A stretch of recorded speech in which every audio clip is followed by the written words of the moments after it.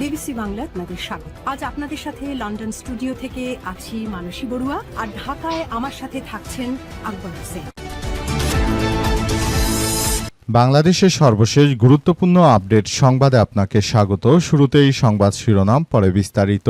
প্রথমেই জানাবো, জিয়া দম্পতির কবর জিয়ারত হবু রাষ্ট্রপতির।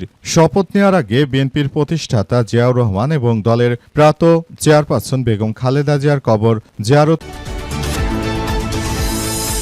ইসলামী যুব আন্দোলনের নেতাকুন নারায়ণগঞ্জে 2 ঘণ্টা মহাসড়ক অবরোধের পর প্রত্যাহার।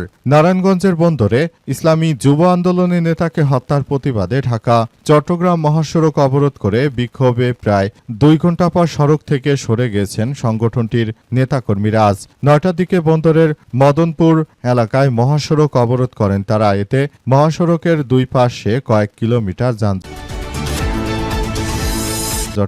সৃষ্টি হয়। এদিকে সাভারে মাদক এবং বিদেশি পিস্তল সহ 2 তরুণ গ্রেপ্তার। ঢাকার সাভার থেকে বিদেশি পিস্তলগুলি, নেপালি ছোরা ও বিপুল মাদকদ্রব্য সহ 2 তরুণকে গ্রেপ্তার করেছে ঢাকা জেলা উত্তর গোয়েন্দা পুলিশ বা ডিবি সদস্যরা। গ্রেপ্তার 2 ব্যক্তিকে মাদক কারবারি বলে জানিয়েছে পুলিশ। আজ সাভারের রাজাসন পালোয়ান পাড়া এলাকায় অভিযান পরিচালনা করে তাদেরকে আটক করা হয়। গ্রেপ্তারকৃতরা 2 জন হলেন রাসেল বাবু বয়স 22 এবং সজীব মিয়া 21।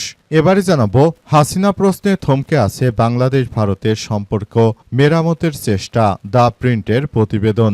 শেখ হাসিনাকে ফেরত না দিলে ভারতে যাবে না তারেক রহমান, সোজা কথা জানিয়ে দিয়েছে বিএনপি। বিএনপির পক্ষ থেকে জানানো হয়েছে যে তারেক রহমান এই মুহূর্তে। এবং সর্বশেষ জানাবো, যুক্তরাষ্ট্রে বিমান বিধ্বস্ত, নিহত নয়।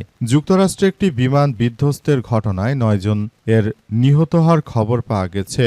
অবস্থায় যুক্তরাষ্ট্রে এখন পরিস্থিতি থমথমে অবস্থা বিরাজ করছে। যুক্তরাষ্ট্রের বর্তমান ওই অঙ্গরাজ্যে এর কয়েকদিন আগে এই ধরনের বড় দুর্ঘটনার ঘটনা ঘটেছিল। আবারও নতুন করে সেখানে এই ধরনের ঘটনাগুলো ঘটতে শুরু করেছে। জিয়া দম্পতির কবর জিয়ারত হবু রাষ্ট্রপতি মির্জা ফখরুলের। বিএনপির সাবেক মহাসচিব, বর্তমান রাষ্ট্রপতি, তিনি শহীদ প্রেসিডেন্ট জিয়াউর রহমান এবং বেগম খালেদা জিয়ার কবর জিয়ারত করেছেন। আজ তিনি জিয়া উদ্যানে গিয়ে এই কবর জিয়ারত করেছেন বলে জানা গেছে। বিএনপির মহাসচিব তিনি আজ সন্ধ্যায় বাংলাদেশের 23তম রাষ্ট্রপতি হিসেবে শপথ নেবেন। দীর্ঘদিন ধরে বিএনপির হাল ধরেছেন তিনি। যখন বাংলাদেশে বড় ধরনের আন্দোলন সংগ্রাম হয়েছে তখন কিন্তু মির্জা ফখরুল ইসলাম আলমগীর নিজের জীবনের বাজি রেখে তিনি বিএনপির দায়িত্ব গ্রহণ করেছেন। দীর্ঘদিন ধরে বিএনপিকে একটি ভালো অবস্থানে রাখার জন্য তিনি তার জায়গা থেকে পুরো কার্যক্রম চালিয়ে গিয়েছেন। বিএনপির মহাসচিব মির্জা ফখরুল ইসলাম আলমগীর তিনি বাংলাদেশটাকে একটি ভালো ও সুন্দর অবস্থানে নিয়ে যাওয়ার জন্য তিনি আসলে কার্যক্রম চালিয়ে যাচ্ছেন। আসলে বাংলাদেশটাকে একটি সুন্দর ও সমৃদ্ধির একটি আধুনিক রাষ্ট্র কাঠামোর মধ্যে এই বিষয়গুলোকে নিয়ে যাওয়া হচ্ছে। সেটা আসলে সবার জন্য অত্যন্ত দুঃখজনক এক ব্যাপার হয়ে দাঁড়িয়েছে। এটি আসলে কোনোভাবেই আসলে গ্রহণযোগ্য হতে পারে না। দেশে এই মুহূর্তে যে ধরনের এক বিপজ্জনক কার্যক্রম আসলে শুরু হয়েছে, সেখান থেকে মূলত বাংলাদেশটাকে বের করে আনতে হবে। তাছাড়া আর কোনো বিকল্প বিষয় আসলে হতে পারে না। তাই এই জায়গা থেকে বিষয়টিকে খুবই গুরুত্ব সহকারে দেখভাল করতে হবে। ইসলামী যুব আন্দোলনের নেতা হত্যা, নারায়ণগঞ্জে 2 ঘণ্টা মহাসড়ক অবরোধের পর প্রত্যাহার। নারায়ণগঞ্জের বন্দরে ইসলামী যুব আন্দোলনের একজনকে হত্যার ঘটনায় আসলে নতুন করে এক ভয়াবহ বিপর্যয় সৃষ্টি হয়েছে। সেখানে ইসলামী আন্দোলনের নেতাকর্মীরা তারা সড়ক অবরোধ করেছে। ঢাকা চট্টগ্রাম মহাসড়ক দিয়ে যান চলাচল বন্ধ হয়ে গেছে। এই ঘটনায় এখন পরিস্থিতি থমথমে অবস্থা বিরাজ করছে। আসলে নতুন করে ইসলামী আন্দোলনের নেতাকর্মীরা তারা মূলত আবারও দেশজুড়ে এক বিপর্যয়কর পরিণতির দিকে এগিয়ে যাচ্ছে। বর্তমান সময়ে ইসলামী আন্দোলনের নেতৃত্ববৃন্দরা তারা আসলে এই মুহূর্তে সরকারের সঙ্গে থাকলেও তারা তাদের সঙ্গে বিএনপির নেতাকর্মীদের সঙ্গে বিভিন্ন জায়গায় নানা বিষয় নিয়ে আসলে কথা কার্যক্রম চলাচল হচ্ছে। আসলে এই ধরনের ঘটনাগুলো ঘটার মধ্য দিয়ে পুরো পরিস্থিতি খুবই থমথমে অবস্থায় বিরাজ করছে। 2 ঘন্টা পর সরকারের ঊর্ধ্বতন কর্মকর্তাদের পক্ষ থেকে আশ্বাস দেওয়া হয় যারা দোষী রয়েছে তাদেরকে আটক করা হবে। এরপরই আসলে তারা মহাসড়ক ছেড়ে দিয়েছে। রাজধানী ঢাকা সাভারে মাদক ও বিদেশি পিস্তল সহ 2 তরুণ গ্রেপ্তার। ঢাকা সাভার থেকে বিদেশি পিস্তল গুলিসহ নেপালি ছোড়া বিপুল মাদক সহ 2 জন তরুণকে গ্রেপ্তার করা হয়েছে। এরা হলেন রাসেল 22 এবং সজীব 21। ডিবি জানায় গোপন সংবাদের ভিত্তিতে উক্ত সন্ত্রাসীদেরকে আটক করা হয়েছে। তারা দেশজুড়ে বিভিন্নভাবে এই ধরনের সন্ত্রাসী কার্যক্রম আসলে শুরু করেছে। এটা কোনোভাবেই গ্রহণযোগ্য হতে পারে না। দেশের অভ্যন্তরে এই মুহূর্তে বিএনপি সরকার ক্ষমতা আসার পর থেকে আমরা যে ধরনের বিপর্যয়কর পরিস্থিতি দেখছি সেটা আসলে একটি ভালো কোনো রাষ্ট্র হিসেবে আসলে বলা যায় না।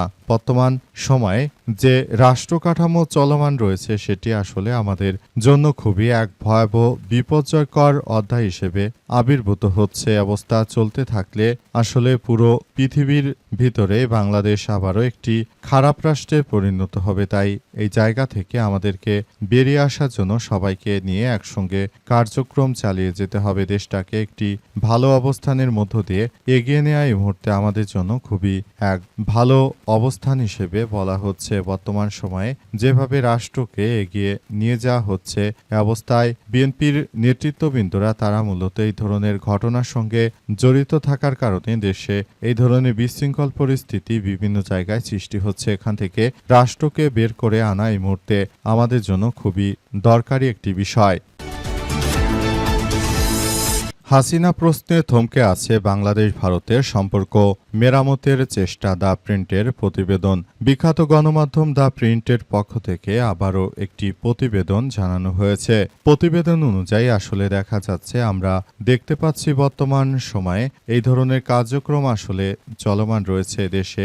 যেভাবে এই কার্যক্রমগুলো চলমান রয়েছে এর মধ্যে অত্যন্ত গুরুত্বপূর্ণ একটি বিষয় হচ্ছে যে বর্তমানে পুরো রাষ্ট্র ব্যবস্থাকে একটি ভালো অবস্থানের মধ্য দিয়ে নিয়ে যেতে হবে এবং বর্তমান বিএনপি সরকার মনে করে যে আসলে ভারতে তো শেখ হাসিনা পলাতক রয়েছে, সেখান থেকে মূলত ভারত থেকে শেখ হাসিনাকে ফেরত আনার বিষয় নিয়ে সবাইকে অবহিত থাকতে হবে এবং ভারত থেকে যতক্ষণ পর্যন্ত শেখ হাসিনাকে ফেরত না দেয়া হচ্ছে এবং হাদির খুনিদের যতক্ষণ পর্যন্ত আসলে ফেরত দেয়া না হচ্ছে ততক্ষণ পর্যন্ত মূলত বর্তমান বাংলাদেশের প্রধানমন্ত্রী তারেক রহমান তিনি ভারত সফরে যাবেন না বলে ছাপ জানিয়ে দিয়েছেন। তারেক রহমান আরও জানিয়ে দিয়েছেন যে আমরা বিষয়গুলো নিয়ে খুবই গুরুত্ব সহকারে কার্যক্রম চালিয়ে যাচ্ছি। আমরা বিষয়গুলো নিয়ে মনে করি যে এটা আসলে আমাদের জন্য খুবই এক বিপজ্জনক অধ্যায় হিসেবে দাঁড়িয়েছে। আমরা এই জায়গা থেকে আমাদের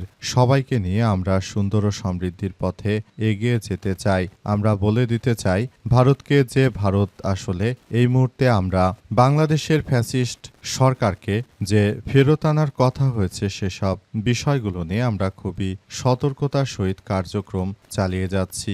ভারত যদি এই মুহূর্তে ফ্যাসিস্ট সরকারকে যদি ফেরত না দেয় তাহলে ভারতের সঙ্গে কোনো ধরনের ভালো সম্পর্ক আসলে গড়ে তোলা বাংলাদেশের জন্য সম্ভব নয়। তাই তারেক রহমান শেখ হাসিনাকে ফেরত দেওয়ার বিষয়টি নিয়ে খুবই গুরুত্ব দিয়ে পরিস্থিতি পর্যবেক্ষণ করছেন। যদি শেখ হাসিনাকে ফেরত দেওয়া হয় তবেই ভারত সফরে যাবেন তিনি, নতুবা তিনি আর ভারত সফরে যাবেন না, এমন কথাই আসলে জানা যাচ্ছে। তারেক রহমানের বিভিন্ন রাজনৈতিক উপদেষ্টারা আসলে এসব বিষয় আমাদেরকে স্পষ্ট করেছেন যে মূলত বর্তমান সময় যে ধরনের কার্যক্রম চলছে সেটা আসলে সবার জন্য খুবই এক ভয়াবহ বিপর্যয়। তাই তিনি মূলত ভারত সফর করতে চাচ্ছেন না, তিনি মূলত বাংলাদেশে থেকেই সবকিছু কার্যক্রম চালাতে চাইছেন।